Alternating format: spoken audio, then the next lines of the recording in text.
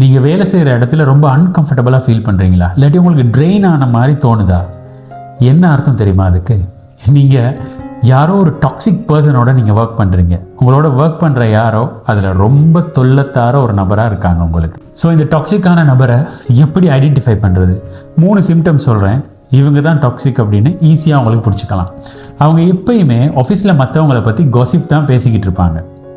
அதே மாதிரி அவங்களுடைய பர்சனல் விஷயம் எல்லாத்தையும், சாதாரணமாக எல்லாரும் பர்சனல் விஷயம் கொஞ்சம் பேசுவாங்க தான், ஆனால் அவங்க எப்பயுமே அவங்க பர்சனல் விஷயங்களை தான் அவங்களோட ஷேர் பண்ணிக்கிட்டு இருப்பாங்க. ரெண்டாவதாக, உங்களுக்கு கிடைக்கிற கிரெடிட் இல்லாட்டி புகழ், பாராட்டுக்கள் எல்லாத்தையுமே அவங்க போட்டுக்கிறதுக்கு ட்ரை பண்ணுவாங்க. அவங்க செஞ்ச மாதிரி அதை ரிஃப்ளெக்ட் பண்ண அவங்க ட்ரை பண்ணுவாங்க.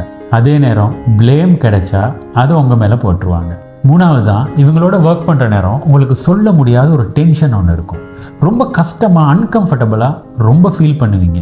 ஸோ இப்படிப்பட்ட ஒரு நபரோட நமக்கு வேலை செய்ய முடியாது. அந்த இடத்துல சந்தோஷமாக, சுதந்திரமாக, நமக்கு நினச்ச மாதிரி ஒரு ஹாப்பியான ஒரு ஜாப் என்வாயர்மெண்ட்டில் எங்களுக்கு வேலை செய்யலாம் போயிடும். அதனால் நீங்கள் காப்பாற்றப்படணும். ஸோ நீங்கள் நான் சொல்கிற இந்த விஷயத்தை கட்டாயமாக மறக்காமல் செய்யுங்க. அதாவது நீங்கள் அவங்கக்கிட்ட உங்களுடைய ப்ரைவேட் விஷயங்கள், உங்களுடைய பர்சனல் விஷயங்கள் எதையுமே ஷேர் பண்ணாங்க. இதுக்கு பிறகு எல்லா கன்வர்சேஷனையும் ஒஃபிஷியலாக மாற்றுங்க. ஒஃபிஷியலாக பேசுகிற எல்லா விஷயத்தையும் நீங்கள் டாக்குமெண்ட் பண்ணுங்கள். நீங்கள் அவங்களா மாற ட்ரை பண்ணிடாதீங்க. அதுக்கு பிறகு நீங்களும் ஒரு டாக்ஸிக் பர்சனாக மாறிடுவீங்க. So be careful with it. Good luck.